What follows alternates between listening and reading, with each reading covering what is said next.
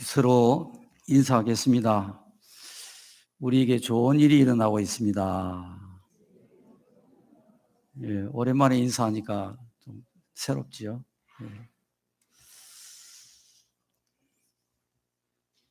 방금 봉독해 드린 성경 말씀 디모데 전서는 디모데 후서와 디도서와 함께 목회 서신이라고 부릅니다. 그 이유는 목회 사역에 대한 여러 가지 원리와 목회자의 자질에 관한 내용을 담고 있기 때문입니다. 이 디모데전서는 바울이 순교하기 몇 해 전 로마 감옥에 1차 투옥되었다가 출소한 직후인 AD 63년경에 기록되었다고 추정하고 있습니다. 당시 에베소 교회를 맡아서 사역하고 있던 바울에게는 아들과 같은 디모데 목사에게 보낸 편지입니다. 오늘 본문에는 바울이 디모데에게 주는 몇 가지 중요한 교훈이 기록되어 있습니다. 첫째는 주의 종의 중요한 사명은 성도들을 깨우치는 것이라고 말합니다. 6절 말씀에 내가 이것으로 형제를 깨우치면 했습니다. 여기에 이것이라고 하는 것은 디모데전서 4장 1절부터 5절까지에 있는 말씀을 의미하고 있습니다. 4장 1절에 보면 그러나 성령이 밝히 말씀하시기를 후일에 어떤 사람들이 믿음에서 떠나 미혹하는 영과 귀신의 가르침을 따르리라 하셨으니 했습니다. 성령께서 바울에게 가르쳐 주시기를 훗날이 되면 성도들 중에서 어떤 사람들은 믿음에서 떠나 귀신의 가르침과 이 미혹된 그런 영의 가르침을 따라가게 된다는 것입니다.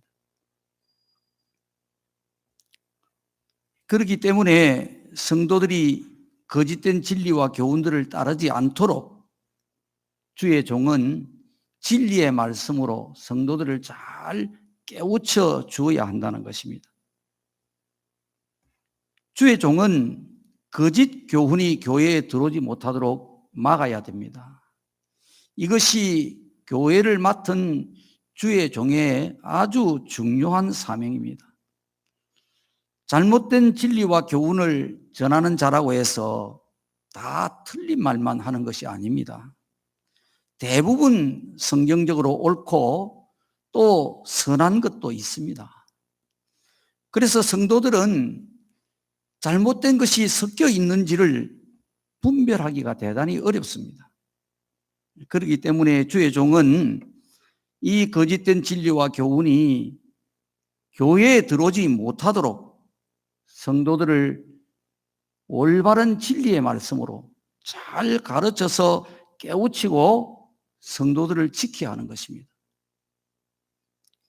두 번째로 주의 종은 항상 배우는 자세를 가져야 합니다.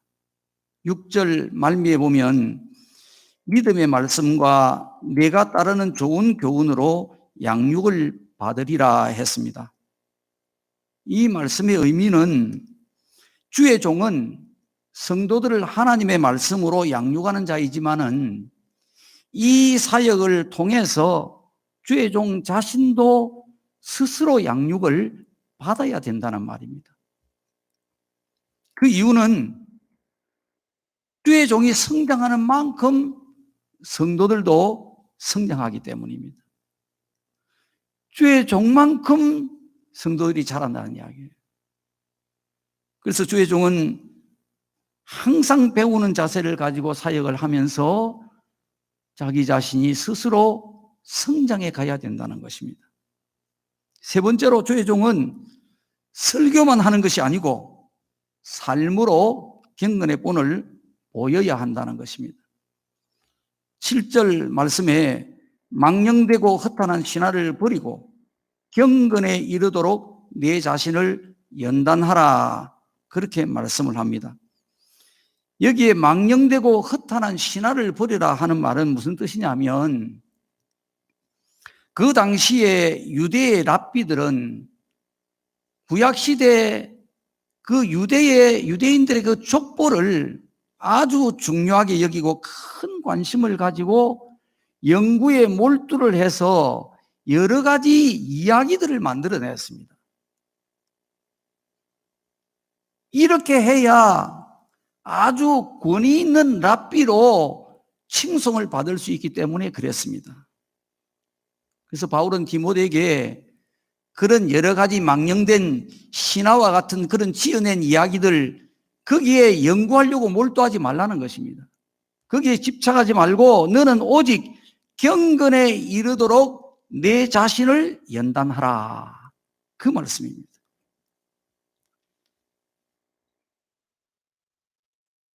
그게 경건이라는 것이 그러면 어떤 것입니까? 그 원어의 뜻은 거룩하다, 그런 뜻입니다. 경건에 이르도록, 이 말은 내가 거룩해지도록 내 자신을 연단하라, 그런 뜻입니다. 킹 제임스 성경에는 이 경건을 하나님의 성품이다, 이렇게 번역을 하고 있습니다. 자, 그러면 우리가 이런 생각을 해볼 수 있습니다. 성도들이 신앙생활을 하면서 하나님을 믿으면 됐지, 꼭 경건한 사람이 되어야 하는가? 꼭 하나님의 성품을 닮은 사람이 되어야 하는가 하는 것입니다. 꼭 그래야 되느냐? 이 질문에 대한 답은 베드로후서 1장 4절에 잘 나와 있습니다. 이로써 그 보배롭고 지극히 큰 약속을 우리에게 주사, 이 약속으로 말미암아 너희가 정욕 때문에 세상에서 썩어질 것을 피하여 신의 성품에 참여하는 자가 되게 하셨느니라고 했습니다. 이 말씀을 보면 우리가 예수님의 십자가의 피를 믿음으로 구원을 받았다고 하는 이 보배롭고 큰 약속을 우리에게 주신 것은 다른 목적이 아니고 신의 성품에 참여하는 자가 되게 하기 위해서라는 것입니다. 중요한 말씀이죠. 또 에베소서 4장 11절에도 이렇게 기록합니다. 그가 어떤 사람은 사도로, 어떤 사람은 선지자로, 어떤 사람은 복음 전하는 자로, 어떤 사람은 목사와 교사로 삼으셨으니 이는 성도를 온전하게 하여 봉사의 일을 하게 하며 그리스도의 몸을 세우려 하심이라고 했습니다.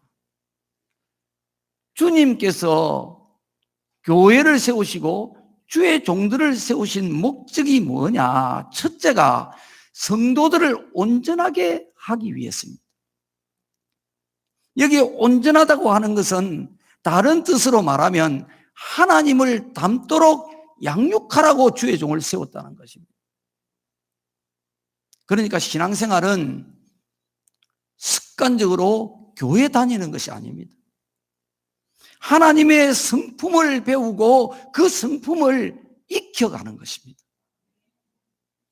이게 신앙생활의 목적이고 방향입니다.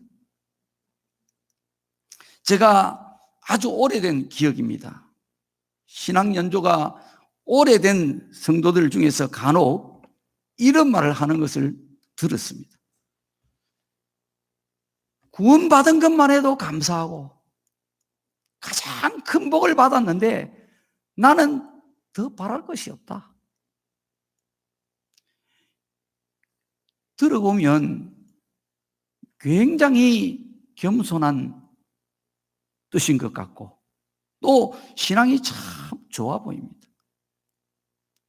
그런데 사실 이 말은 성경이 의도하는 것과는 많이 미치지 못합니다. 우리 마음은 구원받은 것으로 충분히 만족하고 죽어서 천국 가는 그것만으로도 얼마든지 만족할 수 있을지 몰라도 하나님의 마음은 전혀 그렇지 않습니다. 하나님은 우리를 죄에서 구원하기 위해 사람으로 이 땅에 오셔서 십자가의 고난을 받아서 피 흘려 죽으신 것은 우리가 결코 구원받은 것으로 만족하는 것이 아니라 하나님의 성품을 닮은 거룩하고 경건한 사람으로 우리가 변화되어지고 성장되어지기를 바라는 것입니다. 이것을 명심하셔야 됩니다. 자, 그러면 어떻게 하면 우리가 경건한 사람이 될 수가 있습니까?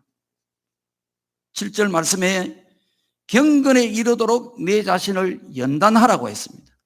연단이라는 말은 원어의 뜻이 연습하다, 훈련하다 그런 뜻입니다.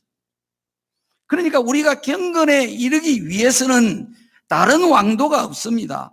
연습하고 훈련해야 하는 것입니다. 근데 여러분 한번 생각해 보십시오. 신앙생활을 어떻게 지금까지 해오셨는지. 여러분 정말 연습 많이 하셨습니까? 경건에 이르기 위해서 여러분 훈련을 열심히 하셨습니까? 이런 생각과 이런 의식을 가지고 여러분 신앙생활을 해오셨습니까? 한번 생각해 보세요. 여기에 구멍이 뚫려 있는 것입니다. 사람은 누구든지 축구할 수 있어요. 저도 공차할 수 있습니다. 누구든지 배구도 할 수 있습니다. 그러나 선수가 되려면 그 운동에 따른 기술과 법을 배우고 그 다음에는 열심히 연습하고 열심히 훈련을 해야 합니다. 그래야 선수 될 수 있어요. 노래도 마찬가지입니다. 누구나 노래 부를 수 있습니다. 저도 노래 잘합니다. 그러나 가수가 되려고 하면 노래하는 법을 배우고 열심히 연습해야 합니다. 미스 트롯 굉장히 유명했었죠. 지금 하는 미스 트롯 말고 요 앞에 미스 트롯 있었잖아요. 거기서 1등을 했던 송가인이라는 가수 여러분 아시죠? 이 가수가 결승에서 단장의 미아리 고개를 불렀습니다. 그 첫 소절이 미아리 눈물 고개 일이 나옵니다. 그런데요, 여러분 보신 분 많으시죠? 나는 영파이네.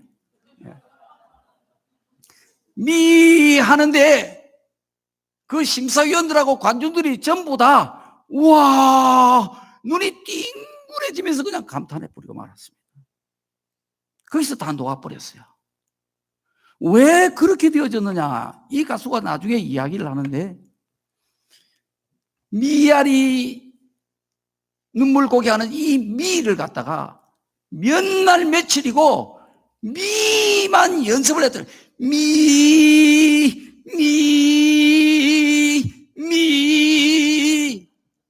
이 첫 마디에서 감동을 주기 위해서 이 미만 1000번이 넘도록 연습을 했다는 것입니다.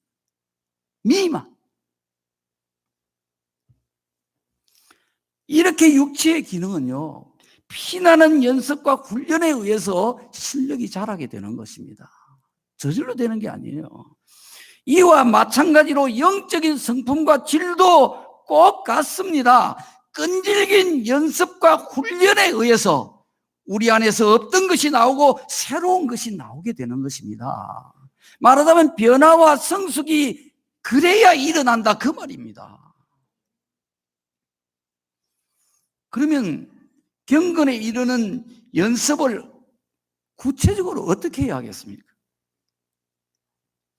경건에 이른다고 하는 것은 쉽게 말하면 하나님을 닮는 것입니다. 이게 영성훈련입니다. 영성훈련은 다른 게 아니에요. 하나님을 닮는 것입니다. 이 훈련입니다. 말하자면 새 사람으로 변화되는 것입니다. 변화. 그런데 어느 유명한 목사님이 쓴 천상의 노래라는 책이 있습니다. 이 책에 보면 인간의 영이 성숙되지 않고는 어떤 경우에도 참된 변화의 길은 없다라고 말을 합니다. 여러분, 이것은 성경이 우리에게 가르쳐 주시는 말씀을 농축해 놓은 진리입니다. 영이 성숙되지 않고는 어떤 경우에도 변화가 일어나지 않는다는 것입니다. 참된 변화가 없다는 것입니다. 실제로 보면요, 우리가 성경 공부를 많이 하고, 성경 공부도 뭐 코스가 많지요. 고급 코스도 있고 중급도 있고 뭐 많습니다. 성경 공부하고 제자 훈련을 하고, 요즘은 부흥회가 없지만은 옛날에 부흥회도 열심히 다니고 온갖 짓을 다 하고, 그러니까 은혜를 받아가지고 눈물 콧물 다 쏟고 그리해도 얼마 못 가서 시험 들고 넘어지고 옛사람으로 돌아가 버리고 마는 것입니다. 제가 목회를 하면서 사역했던 길을 돌아보면 위대한 동행 책에 나와 있는 내용 그대로입니다. 목회하면서 제가 너무 마음 아팠고 절망했던 것은 교회에서 여러 가지 문제를 일으키고 힘들게 하는 사람들의 거의 대부분이 다 신앙생활을 오래 한 직분자들이고 중직자들이고 믿음이 좋다는 사람들이었습니다.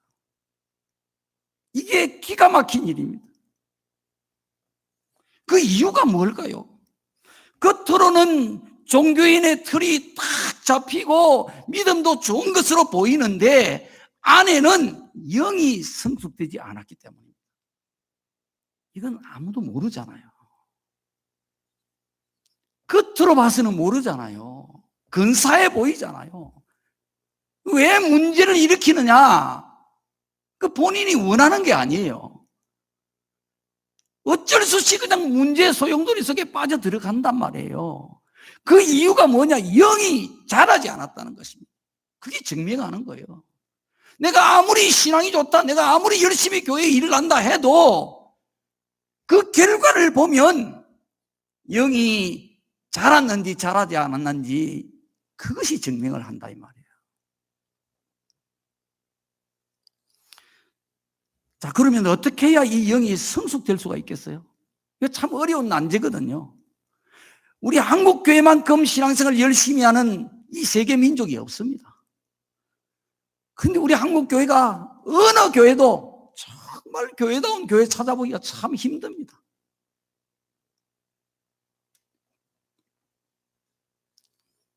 이 말은 영이 성숙되는 게 참 어렵구나, 이걸 말해주는 거예요. 그렇게 수십 년을 신앙생활을 해왔지만은 영이 좀처럼 성숙되지 않았구나, 이 말입니다. 어떻게 하면 영이 성숙되겠습니까? 천상의 노래 책에 보면 영이 성장하는 조건이 잘 기록되어 있습니다. 그 책의 내용을 바탕으로 말씀을 드리면 이렇습니다. 먼저는 사람이 어떤 존재인지를 알아야 됩니다. 사람은 영과 혼과 육으로 구성되어 있습니다. 너무 잘 알죠? 그런데 이 혼이라고 하는 것은 뭐냐? 우리의 마음과 생각을 말합니다. 우리가 사는 거예요, 이게. 이 마음과 생각입니다. 이게 혼입니다. 근데 이 혼이 어떤 상태에 있느냐? 예레미야 17장 9절에 보면 만물보다 거짓되고 심히 부패한 것이 사람의 마음이다, 그렇게 말씀을 합니다. 만물은 모든 것을 말하는 거죠. 모든 만물보다도 거짓되다는 것입니다. 사람의 마음이. 그리고 심히 부패한 것이 마음이라는 것입니다. 그러니까 이 마음은요, 정말 썩은 부지깽이만도 못한 거예요. 이건 믿을 수가 없는 거예요. 이건 사용할 수가 없는 거, 불량입니다. 불량품이에요. 완전히 썩은 것입니다. 만물보다 부패했다는데요. 근데 우리가 이 마음 가지고 사는 거예요, 지금. 신앙생활 이 마음 가지고 지금 하는 거예요. 근데 영은 어떤 상태입니까? 죄로 인하여 죽었다라고 합니다, 성경이. 영은 죽어버린 거예요, 사람은. 영은 죽고 혼은 부패해져 있고 만물보다 부패해져 있고, 이것 가지고 인간이 살아가는 겁니다. 자, 죽었다 그러면 어떤 상태입니까? 아무 영향을 못 미친다는 거죠. 영은 아무 영향을 못 미치고, 그러니까 살아있는 것은 그나마도 썩었지만은 살아있는 것은 혼이단 말이죠. 그게 혼이 주인 행세를 하면서 사는 것입니다. 영은 죽어져 있고 미동도 못하고 아무 힘을 쓸 기력이 없어. 근데 혼이 그래도 썩었지만은 썩는 냄새를 품으면서도 힘이 있는 거예요. 이 혼이 주인 행세를 하면서 살아가는 것입니다.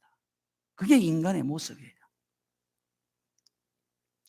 그런데 우리가 예수님을 믿음으로 죽었던 영이 살아났다고 했습니다. 성경에서는 이것을 거듭났다 그렇게 말합니다. 다시 태어났다 그 말입니다. 영이 죽었다가 다시 태어난 것입니다.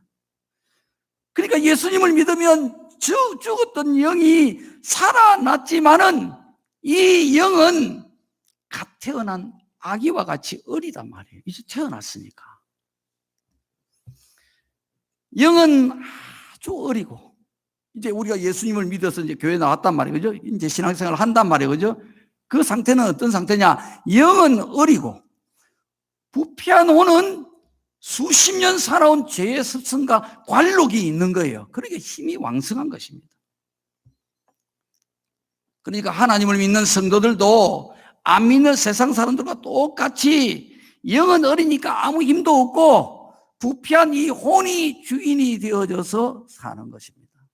그러니까 믿는 사람들의 가정도 교회도 세상과 크게 다를 바가 없는 것입니다. 교회에 와서 실망을 했다, 뭐 어쨌다 하는 이 말은 아무것도 모르는 사람입니다. 진리를, 이게 인간이 어떤 상태에 있는지를 아무것도 모르는 거예요. 교회에 와서 실망했다, 그 당연히 그럴 수 있는 것입니다.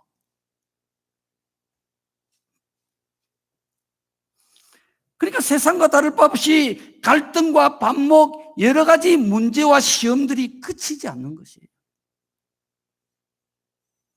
이 어린 영이 성장을 해서 부패한 혼을 다스리고 장악하고 지배할 수 있어야 가정도 교회도 사랑과 평화가 회복이 될 수 있는데, 이 영이 성장하려면 어떻게 해야 합니까?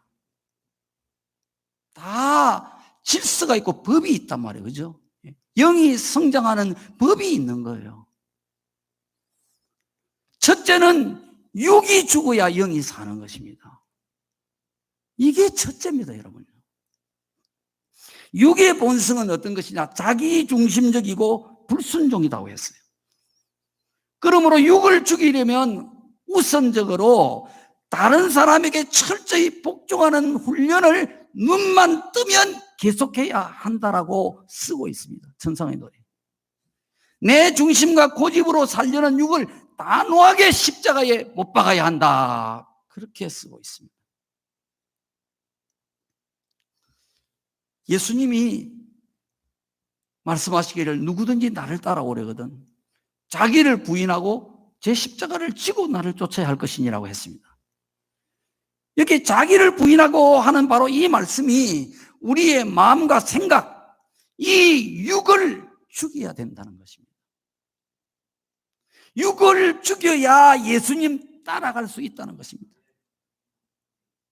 그러면 육을 죽이지 않으면 누구 따라가게 돼요? 마귀 따라가는 것입니다.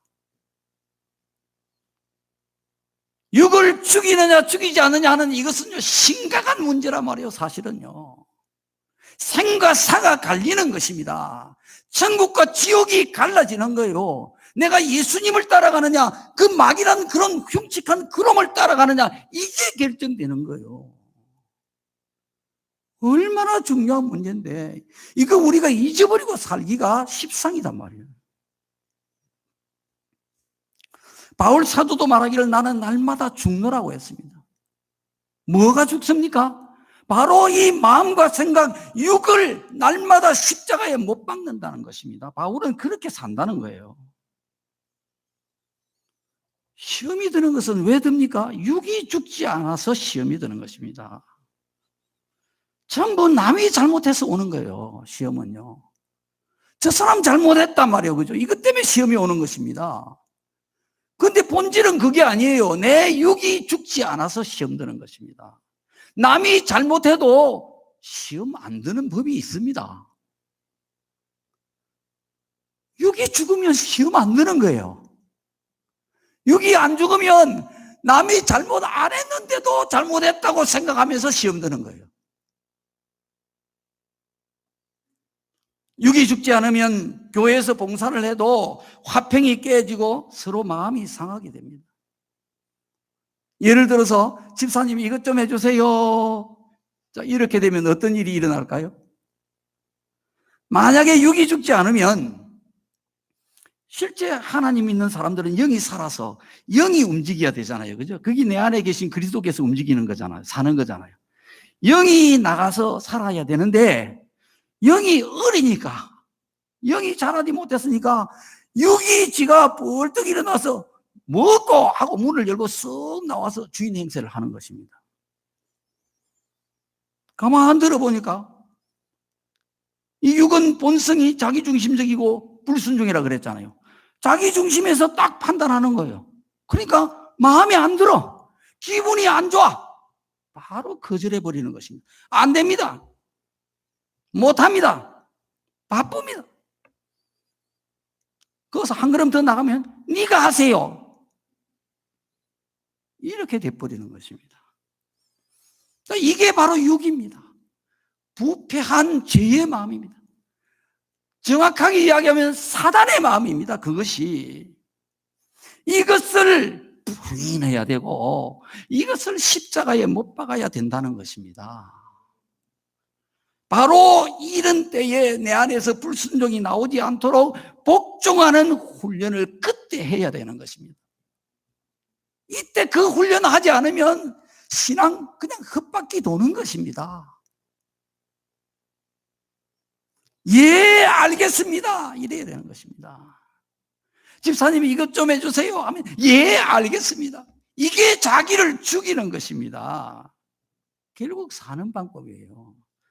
안 됩니다 하고 육이 나가면 어떻게 됩니까? 그 자리에서 1초도 안 걸립니다. 사랑이 박살나버립니다. 화평이 깨져버립니다. 이 말은요, 사실은 천국이 깨지고 교회가 깨지는 겁니다. 우리는 간단하게 안 됩니다 한마디 대수롭지 않게 했지만은 그게 내가 천국을 찢어 놓은 거예요. 내가 교회를 난도질하는 것입니다. 무서운 일입니다, 여러분요. 하나님은 화평케 하는 자가 복이 있다고 했습니다. 여러분, 어떻게 하면 우리가 화평케 할 수 있습니까? 네 하면 화평케 되는 것입니다. 네가 복입니다, 여러분요. 아주 작은 것에서 복이 왔다 갔다 하는 것입니다. 아무것도 아닌 사소한 것이 대단히 큰 것입니다. 그것이 우리의 운명을 결정해 나가는 것입니다. 여러분, 정신 바짝 차려서 우리 모두가 복 있는 사람 되시기 바랍니다. 그래야 육이 죽고 영이 사는 것입니다. 영이 성장하려면 둘째는 내 생각과 말과 행동이 육에서 나오는지 영에서 나오는지를 항상 조심하며 분별하는 훈련을 해야 됩니다. 훈련 안 하면 아무것도 안 된다 그랬죠, 그죠? 모든 것이 훈련해야 된단 말이에요. 이게 내가 생각하는 이것이, 내가 하는 말이, 내가 하는 이 행동이 이게 육에서 나오는 건지 영에서 나오는 건지 이것을 살피는 훈련을 해야 된다는 것입니다. 어떻게 분별을 하느냐? 하나님의 말씀과 성령으로 분별을 한다고 했어요. 하나님의 말씀으로 분별하려면 어떻게 됩니까? 우리가 성경 들고 다니면서 이럴 때는 어떻게 해야 되지? 성경이 뭐라 해놨지? 이러고는 안 되겠지, 그죠? 항상 하나님 말씀이 내 안에 있어야 되는 것입니다. 그래서 하나님 말씀을 늘 읽고 듣고 암송하고 묵상하고 이렇게 해야 되는 것입니다. 그 다음에 성령으로 분별한다는 말은 뭡니까? 기도하라, 이 말입니다. 우리가 그럴 때 기도하면 내가 한 말이, 내가 한 행동이 육에서 나왔는지 영에서 나왔는지를 성령께서 깨우쳐 주신다는 것입니다. 분별이 되는 거예요. 그런데 대부분은 생각하고 말하고 행동하는 것이 육에 속한 것인지 영에 속한 것인지를 분별하지 않고 삽니다. 그냥 습관대로 육으로 사는 거예요. 수십 년 된 습관이 몸에 배어서 고장난 수도꼭지처럼 그냥 육이 줄줄 저절로 흘러나오는 것입니다. 우리가 생선을 먹을 때 어떻게 먹습니까? 살과 뼈를 생각 없이 그냥 막 삼켜버립니까? 그러면 뼈가 목에 걸려서 큰일 나지요. 누가 시키지 않아도 뼈를 다 골라냅니다. 아주 작은 뼈까지도 다 골라내고 살만 먹는 것입니다. 이렇게 생선을 먹을 때 그냥 먹지 않고 살과 뼈를 다 골라내서 먹는 것처럼 우리의 생각과 말과 행동도 그냥 하는 것이 아니라 영에서 나오는 것인지 육에서 나오는 것인지를 잘 골라서 이게 살인지 이게 뼈인지 이게 육인지 이게 영인지 이것을 골라서 조심조심 분별하는 훈련을 잘 해나가시길 바랍니다. 그래야 육이 죽는 거예요. 자, 셋째는 영이 성장하려면 고요와 묵상 속에 육으로 행한 것을 심히 아파하고 하나님께 회개하고 성령의 도우심을 간구하며 많이 애통하고 울어야 한다. 그러면 하나님이 도와주시고 육이 부끄러운 줄 알고 조금씩 힘을 잃고 죽게 된다라고 써놨습니다. 제가 이걸 쓴 걸 기억을 하거든요. 이거 제가 썼지만 제가 쓴 게 아니더라고요. 하나님이 제게 감동을 막 주시더라고요. 그래서 쓴 거예요, 이게. 그렇게 많이 애통하고 울고 그리하면 하나님이 도와주신다는 거예요. 그리고 육이 부끄러워진다는 거예요. 그리고는 조금씩 힘을 잃고 육이 죽게 된다는 것입니다. 이런 과정을 여러분이 훈련해야 되는 것입니다. 바울이 로마서 7장에서 오라 나는 공고한 자로다. 이 사망의 몸에서 누가 나를 건져내라고 했습니다. 이 말은 바울이 자기가 다시는 육으로 살고 싶지 않지만은 자기도 모르게 또 육으로 행하게 되는 것을 보고 괴로워하고 탄식하는 말입니다. 변화되고 성장되려면 자기 때문에 탄식할 수 있어야 되는 겁니다. 가슴을 치어야 되는 거예요. 남이 내게 잘못한 것 때문에 그것 때문에 섭섭하고 불평하고 원망하고 미워하지 말고 아직도 육이 살아있는 내 모습을 보고 바울처럼 가슴을 치며 하나님 앞에서 많이 애통하고 울 수 있기를 바랍니다. 그 눈물이 육을 죽이고 영을 살리게 되는 것입니다. 영이 성장하려면 넷째는 기도와 말씀이 삶이 되도록 말씀에 순종하는 훈련을 날마다 삶 속에서 실천해야 되는 거예요. 어디 가는 게 아닙니다. 바로 그 삶 속에서 실천하는 것입니다. 영은 하나님 말씀에 순종할 때에 그 말씀이 생명이 되고 영이 자라게 되는 것입니다. 영이 깨끗해지고 영이 강건해지고 육을 이겨낼 수가 있게 되는 것입니다. 그러니까 삶은 바로 하나님 말씀에 순종하는 훈련입니다. 훈련은 하다 말다가 하면 효과가 없습니다. 매일매일 실천해야 이 순종하는 체질이 형성되어지고 영이 자라게 되는 것입니다.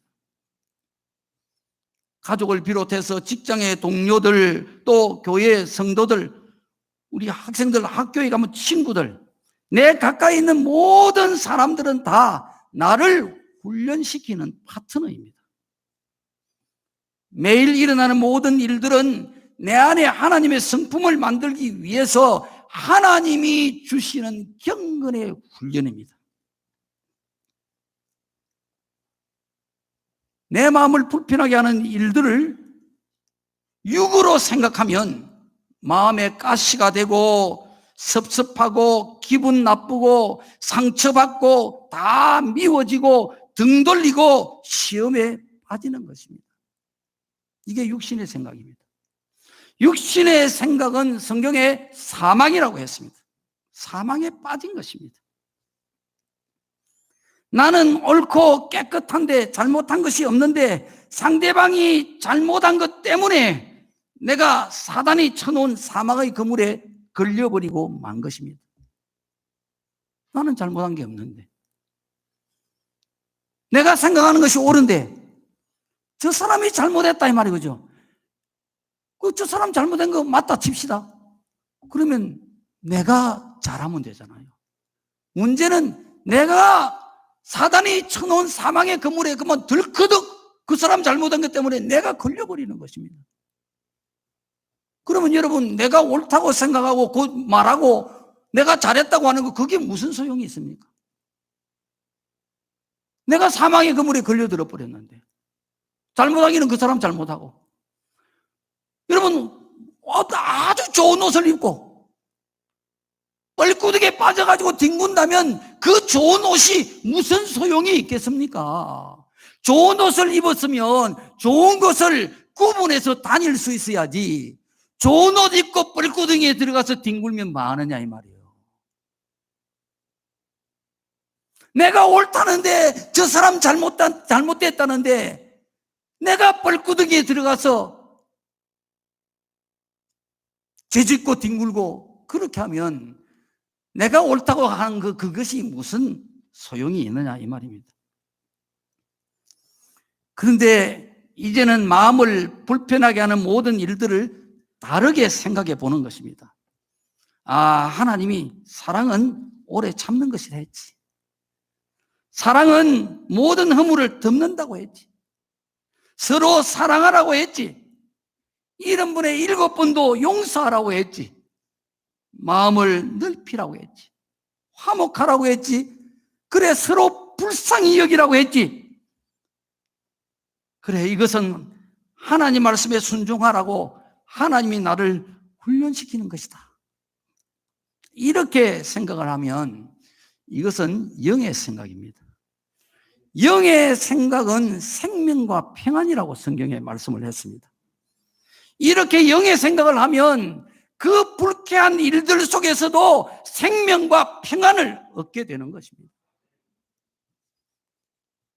천상의 노래책에 이렇게 말합니다. 인생은 신을 배우는 노정이요 신으로 사는 훈련의 도장이다. 사람은 인간으로 시작해서 신을 닮으며 살아가는 거룩한 나라 천국의 부름을 받은 존귀한 백성이다. 그렇게 했습니다. 삶은 하나님을 배우고 하나님을 닮아가는 훈련의 도장입니다. 여러분은 모두가 다 삶이라고 하는 이 특수한 도장에서 도복을 입고 땀을 흘리는 훈련생이라는 사실을 아셔야 됩니다. 여러분 훈련생이에요. 삶은 도장이란 말이에요. 도장. 태권도 도장이 있잖아요. 합기도 도장이 있잖아요. 이 삶은 바로 인생을 공부하고 진리를 공부하고 하나님을 배우는 도장이라 이 말이에요. 하루하루 하나님 말씀이 내 삶이 되도록 하나님 말씀에 순종하는 훈련을 실제로 실천하시기 바랍니다. 그러면 영이 살고 육은 죽고 하나님의 성품을 닮은 경건한 사람이 될 것입니다. 자, 여기서 여러분이 한 가지 특별히 유념하고 넘어가야 할 것이 있습니다. 바울이 앞에서 말한 것처럼 나는 날마다 죽노라고 했는데 이 말씀 속에 숨은 중요한 의미를 여러분이 새겨봐야 됩니다. 이 말씀을 한 바울은 결코 인격이 미숙하거나 육신에 속한 사람이 아닙니다. 높은 경지의 신령한 영의 사람이 틀림없습니다. 그런 바울이 왜 나는 날마다 죽노라고 했을까요?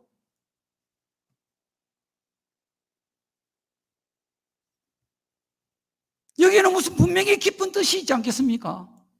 그렇게 영으로 높은 경지에 있는 사람이 왜 나는 날마다 죽노라고 했느냐 이 말이에요. 이것은 영으로 성숙된 사람도 돌아서면 육이 살아나서 사단의 놀이개가 될 수 있다는 것입니다. 전에는 그렇지 않았는데 어느 날 보니 말과 행동이 교만하고 무례하고 고집이 나오고 불순종하고 얼굴을 붉히고 목소리가 높아지고 어떤 사람을 미워하고 마음이 안 맞다고 불평과 불만을 쏟아내고 사단의 성품이 만화에서 나오는 괴물처럼 코와 입에서 시커먼 연기를 막 품어내는 것입니다. 자칫하면 이렇게 돼버리는 거예요. 안 그랬던 사람이. 그렇기 때문에 아무리 성숙권자라 할지라도 날마다 죽는 훈련을 해야 되는 것입니다. 그래야 육이 맥을 못 추고 영이 살아나는 것입니다. 위대한 영의 사람 바울을 본받아서 나는 언제라도 넘어질 수 있는 부족하고 연약한 자라는 그런 겸손한 마음으로 날마다 죽기를 힘쓰는 여러분 되시기를 바랍니다. 왜 경건에 이르기 위해서 훈련을 해야 하느냐? 8절 말씀해 보면 육체에 연단은 약간의 유익이 있으나 경건은 범사에 유익하니 금생과 내생에 약속이 있느니라고 했습니다. 여기에 육체의 훈련이라고 하는 것은 건강의 유익을 얻기 위한 훈련을 말합니다. 그런데 이 육체의 훈련은 약간의 유익이 있다는 것입니다. 여기에 약간이라는 말은 그 원어의 뜻이 참 재미가 있습니다. 약간이 뭐냐? 아주 작은, 거의 없는, 잠시, 이 세 가지 뜻을 가지고 있습니다. 그러니까 육체의 훈련은 그 유익이 아주 작다, 거의 없다, 있어봐야 잠시다, 그런 뜻입니다. 돈을 잃으면 소중한 것을 잃는 것이고, 명예를 잃으면 고귀한 것을 잃는 것이고, 건강을 잃으면 모든 것을 잃는 것이다, 그런 말을 여러분 들어보셨죠? 건강이 돈보다 명예보다 제일 좋다는 것입니다.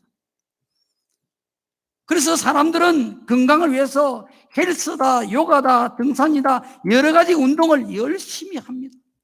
그 결과로 요즘은 100세 시대라 해서 70, 80이 되어도 깜짝 놀랄 만큼 젊음을 과시하면서 건강하게 사는 사람들이 대단히 많습니다. 건강하게 사는 것 좋은 것입니다. 누구나 바라는 희망사항입니다. 그렇지만 그럼에도 불구하고 육체의 훈련은 그 유익이 아주 작다, 거의 없다, 잠시다. 성경은 그렇게 말하는 것입니다. 이게 필요 없다는 말이 아니에요. 왜 이렇게 표현을 하고 있느냐? 유익이 좀 있긴 있지만, 어찌 보면 유익이 대단히 많이 있지만은 경건의 훈련의 유익에 비하면 이 경건의 훈련의 유익이 너무 커서 도무지 비교할 수가 없다는 것입니다. 경건의 훈련의 유익은 범사에 유익하니 금생과 내생에 약속이 있다는 것입니다. 범사에 유익하다는 이야기는 건강뿐만이 아니고 모든 일에 다 유익하다, 이 말입니다. 모든 일에 유익하다.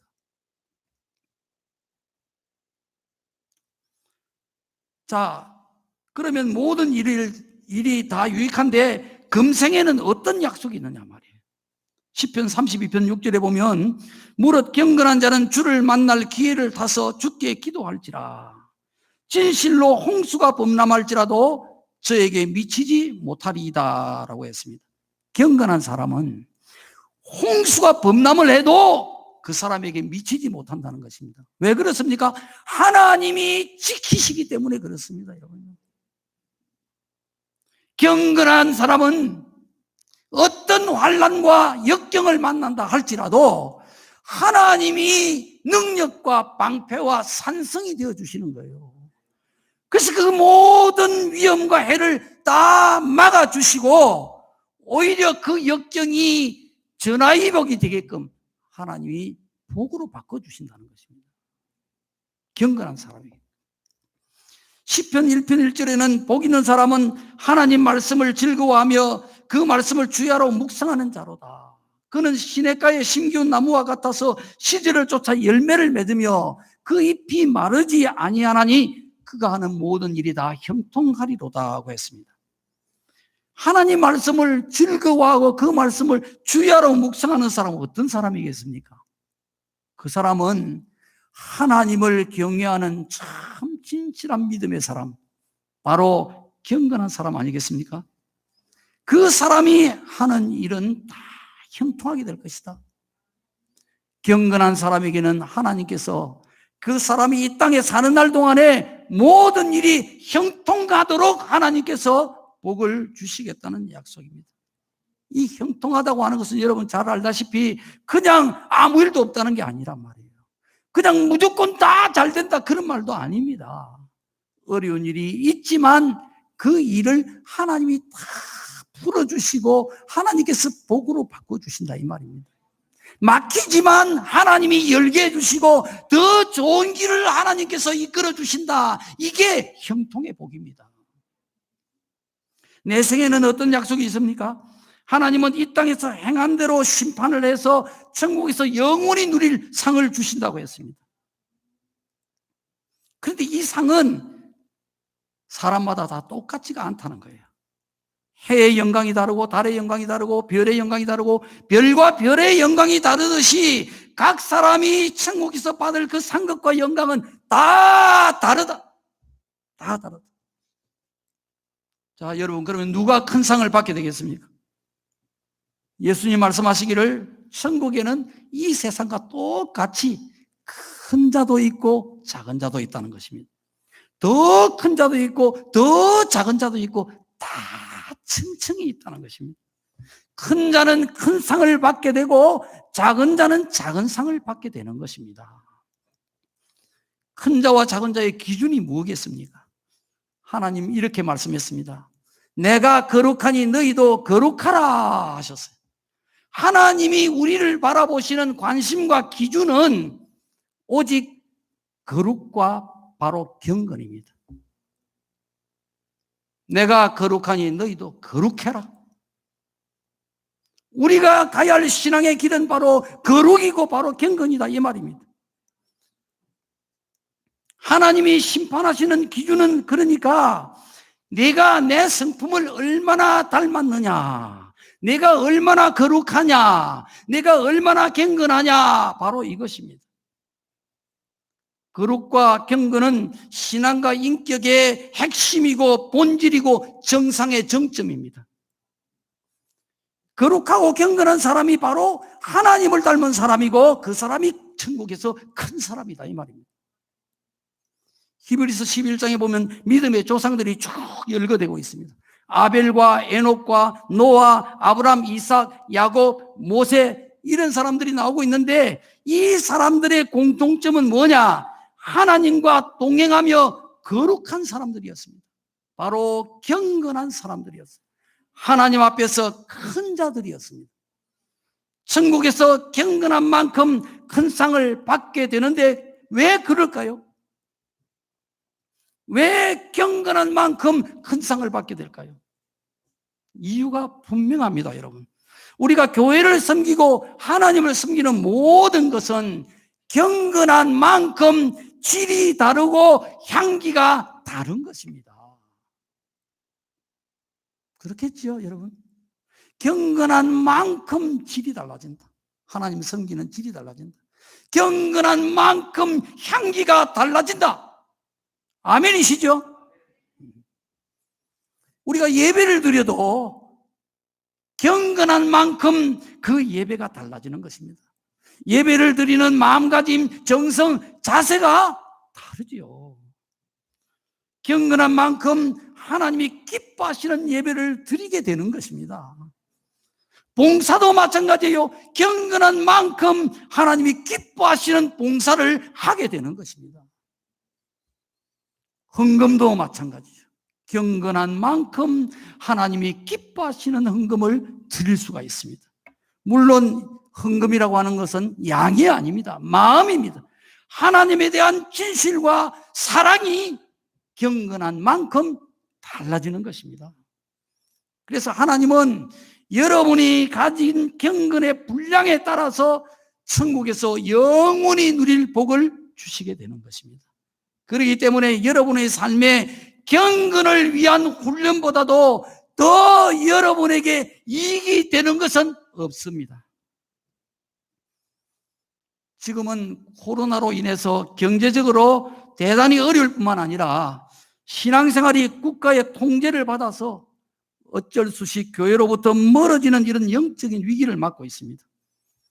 코로나가 무서워서 교회가 문을 닫고 있는 사이에 코로나보다도 더 무서운 영적인 코로나가 교회에 감염이 되고 있지 않나, 이것이 염려가 되는 것입니다.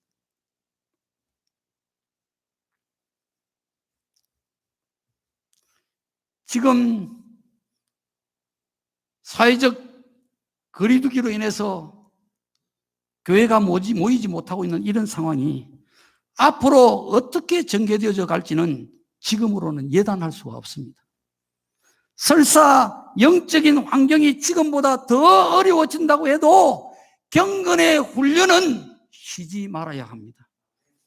삶이 아무리 바쁘고 피곤해도 경건의 훈련은 계속되어야 합니다. 여러분의 삶이 아무리 힘들고 괴로워도 그 삶을 끌어안고 뒹구는 한이 있더라도 경건의 훈련은 놓으면 안 됩니다. 여러분, 삶이 낙심되고 희망이 안 보여도 하나님이 희망이십니다. 바로 여러분 안에 살아계시는 그 하나님을 의지하고 인내하며 경건의 훈련에 더욱 힘을 쓰시기 바랍니다. 경건의 훈련은 육체의 훈련과 비교할 수 없는 유익을 땅의 복과 하늘의 복으로 영원히 누리게 할 것입니다. 하나님이 오늘 이 말씀으로 여러분의 마음속에 밝은 빛을 비춰주시기를 저는 간절히 바랍니다. 그 빛이 여러분의 영혼에 지혜와 총명을 주셔서 모든 환경을 경건의 훈련으로 삼고 모든 시험을 경건의 훈련으로 삼을 수 있게 되기를 바랍니다. 그래서 어떤 환경도 이겨내고 어떤 시험도 이겨내서 하나님의 성품을 닮은 거룩하고 경건한 사람이 되셔서 하나님이 약속하신 금생과 내생의 복을 많이 받게 되시기를 주님의 이름으로 축원드립니다.